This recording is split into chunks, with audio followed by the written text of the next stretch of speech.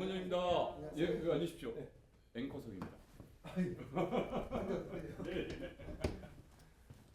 아우, 체력 관리를 따로 하시죠? 아니에요. 오, 이거 식단 하세요? 아니요. 그냥 걸어다니면 살 빠져요. 원래 좀 호리호리한 편이세요? 그렇진 않은데 제가 평소 몸무게가 한 78 정도 됩니다. 그런데 그때 이제 대통령 재판하면서 한 2, 3kg 빠져 75kg 그 정도 나갔다가 지금 한 70kg, 71kg 그러니까 한 4kg 정도 빠진 것 같아요. 좀 근데 일부러 뺀 거 아니고요. 하루에 한 20kg 이상 주구장창 걸어 다니니까 빠집니다. 오만정 전에 보셨나요? 한 번, 두 번 본 것 같아요. 아, 그 어디 박용진 의원님 나오실 예. 때하고 그리고 정성 의원님인가? 그때 어떠셨어요? 그냥 잠깐 스틸 봤습니다. 미안한 얘기지만 잠깐 봤습니다. 잠깐. 저희 프로 고정 질문인데 네, 공천 과정 전후로 네. 오만정이 떨어진 대상이 있었나요? 저는 별로 없어요. 예. 저는 누구 싫어하고 원래 이런 거 없었나요? 그러니까 싫으면 앞에서 얘기를 하지 뭐 뒤에서 뒷담화하는 거 별로 안 좋아합니다. 그래서 별로 남 얘기 안 해요. 앞에 없으면 누구든지. 요즘 이제 한참 바쁘실 텐데 예. 공천이 확정된 직후에 가장 먼저 하신 게 뭐세요?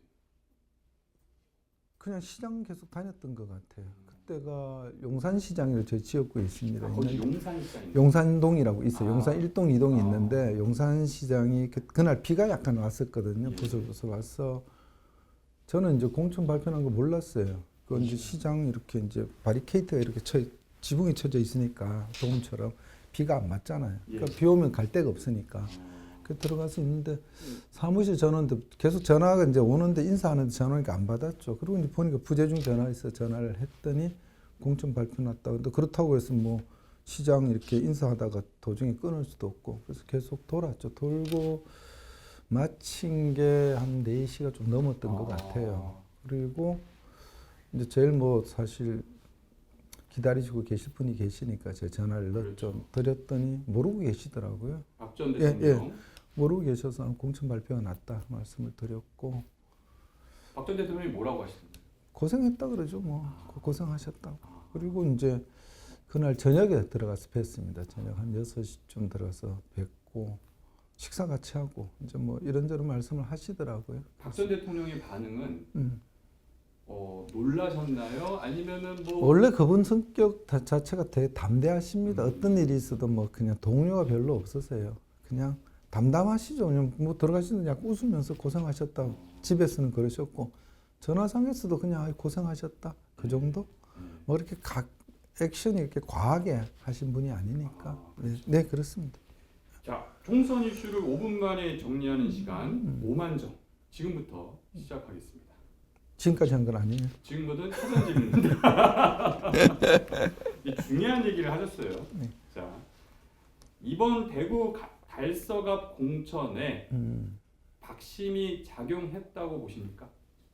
저는 뭐 그거는 없다고 보고요. 박심이 아마 대통령 후광을 얘기하는 것 같은데 그냥 지역 다니면서 지역에 인사를 드릴 때 대통령 후광이 없냐 당연히 있어요. 제가 인사를 드리면은 첫 번째가 아마 그냥 고생했다 소리를 좀 하시는 것 같고 두 번째가 대통령 건강 어떠시냐 그리고 세 번째가 보면 앞으로도 잘 모셔달라 이런 게 보통 패턴이었던 것 같고 그리고 저를 기억 못하고 얼굴은 봤는데 있어 기억이 잘 안 떠올리면 대통령을 먼저 얘기하신 분들이 있어요. 그럼 당연히 대통령 영향력이 항상 기근거리 계셨으니까. 뭐 그렇죠. 그래서 또 옆에서 이제 어떤 분이 저렇게 박근혜 대통령 변호사 이렇게 이제 소개를 하고 그러면 사람들이 반응이 바로 오죠. 뭐 그런 점에 있어서는 당연히 대통령 후광이 저는 있었다고 보죠. 다만 공천 과정에서는 대통령께서 어떤 뭐 영향을 하셨거나 이런 건 저는 없다고 봅니다. 그러면 이번에 혹시 선거 사무소를 저는 아직 개설하는데 선거사무소 있죠. 당연히 있죠. 예. 그 건물에 네. 박근혜 전 대통령 사진을 거실 계획입니까? 이미 걸려 있어요. 대통령 이미 사진만 있는 게 아니고 그때 윤석열 대통령께서 저희 대통령 사저에 오셨을 때 두 분이 만나시는 게 그 어디냐면 정원 대통령께서 제가 이제 나가 대통령 모시고 윤 대통령 모시고 올라오고 대통령께서 현관에 계셔서 나오시는 도중에 두 분이 만나셔서 악수하는 장면이 있었어요. 그때 이제 제가 옆에 서 있던 게 있어서 그 사진이 이렇게 걸어놓은 게 있습니다. 두 네. 분이 같이 나오는 사진을 걸어놓은. 그 악수하시는 사진이 있습니다. 만약에 굳이 100% 중에 퍼센테이지를 따진다면 그래서 어느 정도일까요? 그게 뭐 정량 평가 가능한지 모르겠는데 저보고 뭐 얘기하라 하면은 지금 단계에서 어떻게 얘기를 하겠습니까? 없다 그러면 빵이겠죠. 아, 네. 네. 그러면은 대부분이 개인적 노력에 의한 공천이었다고 저는 자부하십니까? 그러니까 제가 이제 선수로 필드를 뛰었던 입장이니까 심판의 결정에 대해서 뭐라고 얘기하는 건 예의가 아니에요. 그렇지만 제가 1월 22일 날 이제 출마 선언을 했고 그리고 출마 선언 하자마자 바로 이제 그 지역구 있는 와룡시장에 있습니다. 거기를 시작으로 해서 1월 31일까지 거의 10일 정도의 전체 동네의 상가를 다 한 바퀴 다 돌아다녀요. 지금 3번째 돌고 있어요. 그러니까 손이 보면은 여기 하얗고 여기 까맣거든요. 여기 이제 잠바 겁니다. 그리고 제가 몸무게 아까 4kg 정도 빠졌다 그랬는데 이게 그냥 빠지는 게 아니에요, 사실은. 그러니까 하루에 한 20km 이상 걷습니다. 제가 걷고 거의 차를 안 타고 걸어 다니니까. 그래서 저는 선거운동을 할 때 요령 안 펴는 스타일입니다. 아침에 출근 인사하고 그다음에 오전 10시 정도부터 오후 한 6시까지 상가 인사 돌고 그다음에 저녁 퇴근 인사하고 또 저녁 끝나고 나면 이제 소위 술집이죠. 식당 인사 드리고 그리고 뭐 집에 가고 여기 다람쥐 찻바퀴 돌듯이 돌아요. 근데 만약에 네. 박근혜 전 대통령의 변호인이 아닌 정치인 유형하로도 했어도 이번 공천 자신이 있었다고 생각하세요? 글쎄요, 저는 한 번도 뭐 어떤 게임을 하거나 시험을 치거나 했을 때 진다는 생각, 뭐 떨어진다는 생각 이런 별로 잘 안 합니다. 그거는 나중에 닥쳐서 해도 되는 거고 항상 시작할 땐 다 된다는 생각을 갖고 좀 낙천적이 보기보다는 그러니까 그게 지금까지 버틸 수 있는 힘이었고요. 네. 혹시 그래도 오해를 받을까봐 네. 사자가 있는 대구 달성 네. 또는 그 가까이 있는 달서 빼고 다른 곳을 검토한 적 있었나요? 전혀 없었어요. 제가 사실은 달성에 이제 저는 아시다시피 초등학교 6학년 때 대구서 전학을 갔습니다. 군포로. 그래서 17대, 18대, 19대 연속으로 이제 군포에서 출마를 했었고요. 표차가 적든 크든 간에 3번의 평가를 받았으면 그 지역에서 평가는 끝났다고 생각하는 게 제 생각이었고 그래서 정치를 저는 그쪽에서 그만뒀어요. 뒀고 이제 앵커님 아시다시피 20대 이제 송파를 출마를 해서 공천 받고 2016년 공천을 받고 이제 당대표 직인을 날인하지 않아서 출마가 좌절됐었고요. 그때도 저는 깨끗이 승복했습니다. 단 한마디도 없었고. 그리고 지난 21대 때 이제 뭐 지역구를 밝히긴 어렵지만 TK 지역구 중에 한 군데입니다. 박근혜 대통령과 연고성 있는 지역구에 출마를 계속해서 제의를 받았지만 제가 거절을 했었고요. 혹시 그때 재판 중이에요? 안에 계실 때죠. 안에 계실 때니까 그래서 제가 거절을 했었고 그 다음에 이제 대구시장 선거는 제가 생각해서 나갔던 거고요. 이번에는 이제 당연히 제가 대구에서 정치를 시작하려 그러면은 대통령께서 달성에 계시니 제가 사실 뭐 대구에 연고 있다면 대구 서구입니다. 서부 초등학교 6학년 다녔으니까 또 거기가 저희가 본 적이 경북 의성이라서 의성에 계시는 분들이 대구 서구에 많이 사세요. 그쪽 분들 중에서 뭐 몇 분이 이제 서구로 좀 출마했으면 좋겠다 이런 얘기는 있었죠. 뭐 거기뿐만 아니라 경북 의성에도 뭐 출마를 했으면 어떻겠냐 그런 그쪽 분들의 얘기는 제가 있었지만 제가 어떻게 출마를 하겠다 생각은 없었고 하게 되면 달성을 하려고 생각은 했었습니다. 사실 했었는데 제가 뭐 몇 번 방송에서 말씀드렸듯이 그 추경호 이제 부총리께서 지역구가 있고 부총리 지역구 예 그리고 출마를 계속 하시면은 결국 이제 제가 출마를 하게 되면 이제 추경호 부총리하고 저하고 이제 경쟁을 하게 되고 그럼 언론에서 되게 좋아하는 프레임이 되겠죠. 근데 권력과 신권력. 뭐 그러면서 되게 싸움을 잘 많이 붙일 거고 또 그게 자칫 잘못하면 야당 쪽에 좋은 공격의 빌미가 될 수 있을 것 같아서 그래서 이거는 제가 비껴주는 게 맞다고 생각했어요. 연고로 보나 뭐로 보나 근데 제가 비껴주는 게 맞다고 생각했고 그러면 이제 뭐 출마 지역구를 제가 선택을 해야 되는데 그래서 고심은 제가 합니다. 저는 누구랑 상의 잘 안 합니다.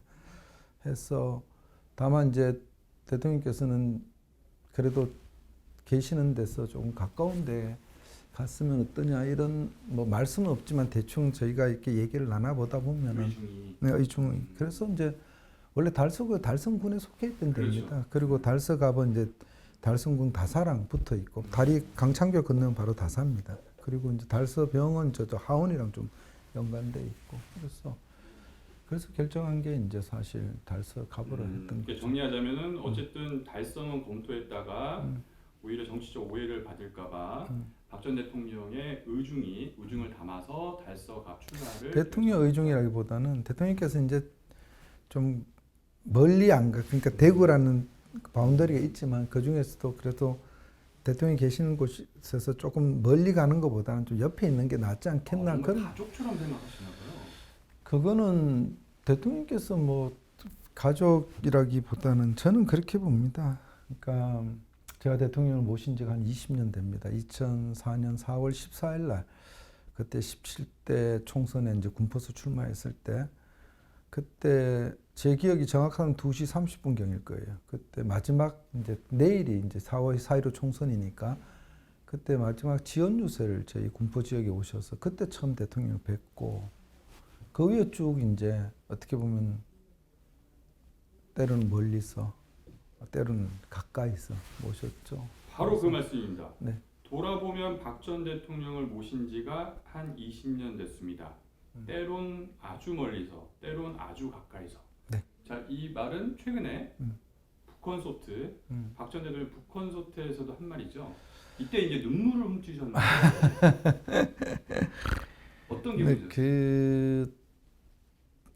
그죠. 뭐 그때 당시 아마 사회자께서 질문했던 게 제 기억은 뭐 제일 기억나는 장면이 뭐냐 맞습니다. 이랬던 것 같아요. 근데 기억나는 장면이 한두 가지는 아니었고 여러 가지가 이제 오버랩이 됐는데 아무래도 보면은 그 안에 계셨을 때 그 고초를 제가 옆에서 가까이서 봤기 때문에 그런 이제 복합적으로 좀 올라왔던 것 같고 뭐 그랬던 거죠. 그랬던 거고 사실 안에 계셨던 분이 힘든 거지. 밖에서 뭐 변호인 활동하고 뭐 예를 들어서 뭐 옥바라지를 했다고 누군 그러지만 뭐 그거 그렇게 어려운 거 아닙니다. 그래도 오랜 야인 생활. 뭐 야인이 아니라 저는 직업이 변호사니까요. 그러니까 물론 변호사 활동을 이제 이 사건을 맡고부터는 잘 못했죠. 못한 게 아니라 자의반 타의반을 못하게 된 거죠. 못하게 됐고 또 그때는 시절 자체도 그랬고 그래서 제가 뭐 어떤 기업에 고문을 하거나 자문을 하면 오히려 그 기업에 덕이 되는 게 아니고 마이너스가 될 수 있다고 판단을 했죠. 그래서 제가 당시에 그 변호인 선임 되자마자 고문 맡고 있던 기업에 다 통보해서 고문을 제가 끊었습니다. 오히려 끊었고 뭐 그런 건 아무것도 아닙니다. 사실. 그때의 눈물이 물론 박 전 대통령을 향한 여러 가지 생각이 담겨 있는데 혹시 그동안 고생했던 후보님 본인에 대한 그런 생각도 담겨 있나요? 전혀 없다고 하면은 아니겠지만은 저는 제가 지금까지 뭐 여러분들한테도 두 차례 말씀을 드렸는데 저보고 되게 고생했다 뭐 의리 지켜줘서 고맙다 이런 말씀들을 하시는데 저는 늘 했던 말이 있어요. 사람이 도리를 했던 거다. 제가 오늘의 지금 이 자리에 있을 때까지 정치인인지 정치 언저리 있었던 사람인지 모르겠는데 오늘의 이 자리에 있기까지의 거의 대통령께서 계셨기 때문에 유용하는 이름 석자가 국민들한테 이렇게 각인될 수 있었다고 저는 보고 있고요. 그리고 또 그렇게 배려를 많이 해주셨고 근데 그분이 어려움을 당했을 때 그리고 그 어려움을 좀 도와달라고 했을 때 그걸 하지 않는다면 그건 기본적인 사람의 도리가 없다고 보죠. 저는 그렇게 배웠습니다. 집에서. 지금도 이렇게 그분만 생각하면 먹먹하고 뭐 지금은 이제 그렇죠. 예전에 좀 힘들 때는 사실 대통령 안에 계시고 제가 접견하고 돌아 나올 때 이 철문이 탁 닫히고 이럴 때 보면 참 힘들었어요. 어떤 때는 서서 좀 있다 올 때도 있고 그랬는데 뭐 지금은 그래도 뭐 나오셔서 건강도 많이 회복되시고 또 일상의 생활을 하실 수 있고 또 뭐 대통령에 대한 국민들의 많은 인식이 바뀌었다는 걸 제가 다니면서 느낄 수 있으니까 지금 말씀하신 대로 약간 울먹하셨습니다. 뭐 안 했습니다. 전혀 아닙니까? 제가 뭐 울보도 아니고. 지난해 윤 대통령과 박 전 대통령이 모두 세 차례 만났습니다. 아까 맞습니다. 말씀하셨듯이 예, 예. 달성사저 그리고 여기 한남동 공관에서도 만나셨고요. 저 아버님 추도식 때도. 맞습니다. 네. 이미 그때 유영아 공천은 되겠구나라는 생각들이 있었어요. 자, 솔직히 이전보단 분위기가 좋다 생각하셨습니까? 별로 그런 거 잘 생각 안 합니다. 느낌은 그래도 나쁘진 않다. 저는 별로 겁이 없어요. 제가 겁이 있었으면 군포에서 김부겸 선배랑 그렇게 했겠습니까? 그 험한 데서. 저 별로 겁 없습니다. 그렇지만 안 건드리면 제가 되게 순한 사람인데 건드려도 어느 정도 참을 때가 굉장히 잘 참습니다. 제가 그거는 선을 넘기만 하면 그때는 아까 제가 강펀치 가서 얘기했지만 칼집에 칼을 뺄 때는 정말 신중해야 된다. 될 수 있는 사람을 안 상하게 해야 되니까 칼집에 칼을 넣은 상태에서 칼등으로 제가 막을 수만큼 막지만은 도저히 안 되겠다 싶을 때는 뺍니다. 빼고 나면 그땐 방법이 없죠. 배야죠. 근데 지금까지 살면서 그렇게 모질게 누구한테 해본 적이 없어요. 그리고 또 그렇게 막 악하게 뭐 그러지 않더라. 한쪽 참아주면은 어느 정도 하다가 비껴가더라고요. 뭐 그게 좀 맞다고 보는 거죠. 그 조국의 강 이슈가 있는 민주당에서 그 후보님 공천으로 탄핵의 강을 언급합니다. 민주당에서. 예. 자, 이번 출마로 탄핵 이슈가 부각될 가능성 어느 정도로 보십니까? 저는 없다고 봅니다. 그냥 그거는 언론이 만들었는지 아니면 뭐 다른 쪽에서 프레임을 세웠는지 네이밍을 했는지 모르지만은 제가 아까도 뭐 다른 유튜브 방송 가서 그 질문이 있길래 그 한동훈 위원장께서 그 오래전 얘기 아니냐 이렇게 말씀하신 거를 제가 인용해서 말씀을 드렸고 다만 제가 개인적인 얘기 할 수 있죠. 얼마든지. 근데 항상 제가 얘기를 하면은 이게 유영아 개인의 의견이 아니고 박근혜 전 대통령의 의견처럼 치안이 돼버리니까 그게 제가 조심스러운 거죠. 그래서 제가 개인적 말씀을 안 드리겠다고 양해를 구하겠습니다. 아니면 그냥 묵묵부답하겠습니다. 묵묵부답. 네. 많은 의미가 담겨있는 묵묵부답. 한동훈 위원장이 방금 말씀하신 것처럼 탄핵은 아주 오래전 일이다라고 했습니다. 네. 이 얘기를 놓고 여러 얘기가 있는데 이에 대해서 그러면은 맞다고 보시는 건가요? 제가 말씀드렸잖아요. 조금 전에. 제가 어떤 얘기를 하든 간에 그게 제 의견이 아니고 다른 분의 의견처럼 치안되니까 이때 이제 카드 쓸 수 있으면 이때 묵묵부답하다 이렇게 하겠습니다. 네. 이번 공천 직후에 그 정영환 국민의힘 공천관리위원장이 오해를 받을까봐 먼저 발표할 거를 뒤늦게 발표했다. 저도 기사는 봤습니다. 그렇죠. 예. 정무적 판단이라면 늦게 발표시킨 게 정무적 판단이라고 했는데 거꾸로 얘기하면 그냥 순서대로 하는 게 낫지 않았을까요? 근데 아까도 제가 말씀드렸잖아요. 저는 이제 필드스는 선수 입장이고 룰을 정하고 판단하는 건 심판의 몫입니다. 그걸 제가 뭐 여기서 이러쿵 저러쿵 얘기한다는 게 저는 예의에 안 맞다고 봤고 그래서 그때 공관위 질문에 대한 그 기자들의 질문이 있었어도 제가 얘기를 안 했던 거고요. 사람이 들은 얘기, 알고 있는 얘기를 다 얘기하는 게 그게 옳다고는 좀 보지 않습니다. 예. 때로는 하고 싶은 말이 좀 참을 수도 있어야 되고요. 때로는 들은 말이 있어도 그냥 못 들은 척 할 수도 있어야 된다고. 정치라는 게 다 까발리고 다 얘기를 해요. 그래도 속 시원한 것 같지만 저는 그렇지 않다고 봅니다. 네. 그 지금 TK 민심이요. 예. 총선을 앞둔 TK 민심이 윤 대통령과 네. 한동훈 위원장을 분리해서 보고 있나요? 저는 그렇지 않다고 봅니다. 그걸 뭐 어떤 분은 뭐 어떤 기준으로 그렇게 보는지 모르겠지만 저는 이제 지역을 계속 다니면서 제가 하루에 많게는 1000분에서 1500분 정도를 왜냐면 제가 명함은 제가 직접 거의 제 손으로 직접 드립니다.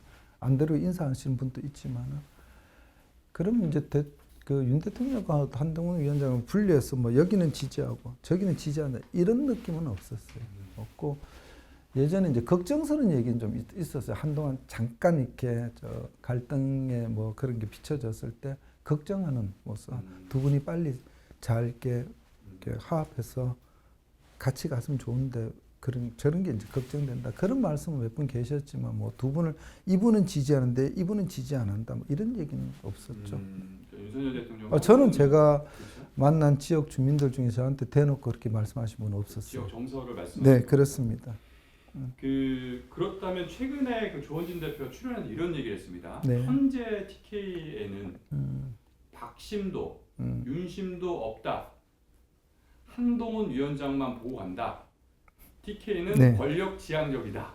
이렇게 얘기를 했습니다. 뭐 조원진 선배께서 그렇게 말씀하신 걸 제가 뭐 논평할 입장에 있지는 않고요. 판단하실 때 어떻게? 뭐 저는 그렇지 않다고 봅니다. 저는 뭐 TK 민심이 아까 권력 지형적이라는 저는 그렇게 안 봐요. 저희 지역 민심을. 다만 지역민들이 갖고 있는 아쉬움은 있는 것 같아요. 예전엔 어쨌든 됐든 간에 대한민국 현대사를 끌어오는 정치의 중심 세력으로 TK가 있었고 그 중심에 또 대구가 있었고 대구를 비롯한 TK에서 이 대한민국 근현대사를 책임졌던 굵은 정치인들이 많이 나오셨거든요.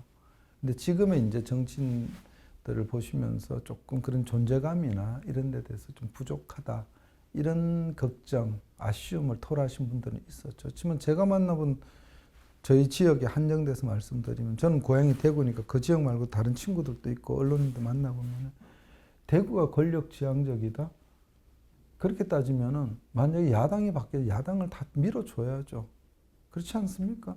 지금까지 진보 정권이 저는 뭐 진보보다는 좌파 정권이라는 표현을 쓰는데 그 좌파 정권이 10년, 15년을 잡았었죠. 그럼 그때 TK 정서가 권력 지향적이면 권력이 가진 쪽에 가야죠. 그럼 그 지역에서 그쪽 당의 출신들을 밀어줘야 되고 그쪽 당 출신들한테 표를 몰아줘야죠. 그렇지 않았거든요. 뭐 조선배께서 어떤 기준 갖고 하셨는지 그럼 그 조선배께서 갖고 있는 기준으로 말씀하신 것 같고 저는 또 제 기준으로 말씀드린 거예요. 어느 게 옳고 그르다 이거는 뭐 저는 성립하지 않는다고 봅니다. 그러니까 뭐, 방금 말씀하셨듯이 아마 권력 지향적이라는 말 앞에 보수라는 말이 빠져 있는 것 같아요. 그래서 조원진 대표 말은 국민의힘 계열 정당으로 공천만 받으면 그냥 당선된다. 그러니까 예를 들어서 제3의 뭐 보수 후보 이런 가능성이 TK 지역에서는 좀 낮다 이런 얘기를 하시는 것 같아요.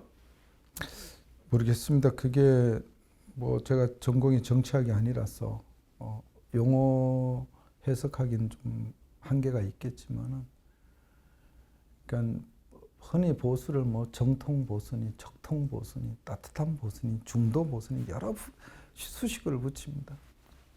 그렇지만 보수가 갖고 있는 보수주의가 갖고 있는 가장 기본은 저는 두 가지로 하나는 국가에 대한 헌신이다. 자기보다 국가를 먼저 하는 헌신이지 않습니까? 두 번째 사회적 약자에 대한 배려. 이 두 가지가 보수가 갖고 있는 저는 기본 가치라고 생각하고 그걸 지켜줘야만 보수의 가치가 계속 존속될 수 있다고 저는 보는 사람이거든요. 그런 관점에서 볼 때 TK 지역이나 대구 시민들이 그 관점에 벗어나는 선택을 하셨냐? 저는 그렇게 보지는 않습니다. 네. 이번에 국민의힘의 TK 지역 공천 탈락자분들이 계시잖아요. 예, 예. 뭐 달서갑에도 현역이 계십니다. 탈락하셨는데, 근데 예상과 달리 네. 개혁신당으로는 안 가는 것 같아요. 그 이유가 있을까요? 뭐 지역의 어떤 정서적 특성 이런 거와 관련이 있나요? 이미 개혁신당이 대구에서 뿌리를 내리기는 저는 굉장히 약하다고 봤습니다. 예전에 제가 말씀드렸듯이 그때 이준석 대표가 만약에 어떤 신당을 만들어 나오면 어떤 영향력이 있겠냐 이렇게 그때 질문이 있었던 것 같아요. 제가 별 영향이 없을 거라 단언했거든요. 왜냐하면 지역 정서라는 게 그 스트림이라는 게 그냥 쉽게 바뀌지 않습니다. 그 정서를 보면은 그 이준석 대표가 그 지지계층이 보통 20, 30대 층이라 그러지만은 대구 20, 30대 층을 제가 만나지 않습니까? 만나보면은 우호적인 부분보다 굉장히 배타적인 거기에 대한 그 반대 의견을 가진 분들이 더 많았어요. 제가 느끼기. 그러면 그 이상의 40대, 50대, 60대는 더 말할 필요가 없다고 본 거죠. 그래서 저는 5%, 10% 절대 못 넣는다고 봤고 5%도 받아내기 어려울 것이다. 저는 그렇게 봤습니다. 사실. 마지막 질문입니다. 이번에 공천 이후에 어쨌든 탄핵이 다시 언급되고 네. 뭐 불편한 뭐 심정이 있을 텐데. 아니요, 그렇죠. 예. 아, 그렇지 않군요. 그러면 당연히 2016년 그 새누리당 공천 파동 때가 훨씬 파장이 더 컸죠. 그때 심경이 어땠나요? 저는 꼭 이 얘기를 드립니다. 저희가 공천 신청을 할 때 맨 처음에 이제 후보자 이력서를 쓰고 그 두 번째 서약서란 양식이 있습니다. 제가 지금까지 겪었던 모든 공천서는 그게 두 번째 페이지에 서약서예요. 서약서에 자기 이름을 쓰고 도장을 찍는데 그 서약서 내용이 이게 있어요. 당에서 어떤 결정을 하든 승복한다는 조항이 있습니다. 만약에 당의 결정이 자기한테 불리하면 이건 불공정한 공천이고 내가 받으면 정당 공천이고 그런 사람들 도장 찍지 말아야 돼요. 저는 그 도장 인감 도장 찍습니다. 왜 이 얘기를 드리냐면요. 때로는 살면서 억울할 일이 있어요. 저는 대통령이 배운 정치가 승복의 정치고 약속의 정치고 신뢰의 정치였었어요. 2007년도 대통령께서 이명박 전 대통령과 경선에서 졌을 때 깔끔하게 승복하지 않았습니까? 그래서 대한민국 보수 정치 한 단계 업그레이드 됐다고 저는 보고 있고요. 그래서 16년도 사실 지금 생각하면 황당하죠. 제가 생각해도 황당합니다. 당에서 공천 관리에 공천을 줬는데 당 대표께서 나 직임 못 찍겠다 그래가지고 직위는 안 찍어줘서 그 당 후보가 출마를 못했고 그래서 그 의석을 빼앗겼거든요. 그렇지만 제가 깨끗이 승복했습니다. 단 한마디 얘기도 안 하고 저는 그때 YTN 자막 방송 봤어요.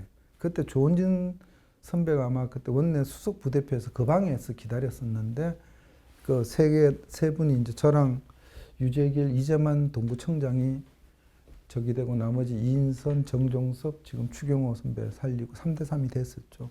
제가 그거 보고 이제 당 사무실 저희 사무실 전화를 했는데 그때 화면을 보시면 저 혼자 아마 선거 운동복을 입고 왔을 겁니다. 왜 그랬냐면은 그날 제가 아침에 오면서 캠프에서 후보 저기 양복을 입고 가라 그래서 제가 이거 오늘 마지막 입을 거다. 그 눈치가 없냐 그렇게? 아, 이미 아셨어요? 저는 느낌이 그랬었어요. 타켓이 저라고 본 거예요. 저라고 봤기 때문에 큰 싸움에서 등 찍히는 사람이 있을 수밖에 없죠. 그럼 뭐 어떻게 합니까? 찍혀줘야죠. 그리고 바로 전화했습니다. 제가 사무실에 바로 전화해서 선대위 분들 오시라 그러고 회단식 바로 하고 그날 저기 크레인 불러서 현수막 다 뗐습니다. 다 떼고 그날 저녁에 제가 속리산 아마 토굴로 갔을 겁니다. 억울했죠. 굉장히 억울하고 힘들었고 때로는 분노도 일으켰고 왜 나한테 이런 일이 뭐 이런 생각도 들었고 그렇지만 다 지나가는 거라고 생각했고 그리고 제가 늘 좋아하는 말이 이런 말입니다. 그러니까 물이 흐르다가 웅덩이를 만나면은 그 웅덩이를 다 채운 다음에 흘러요.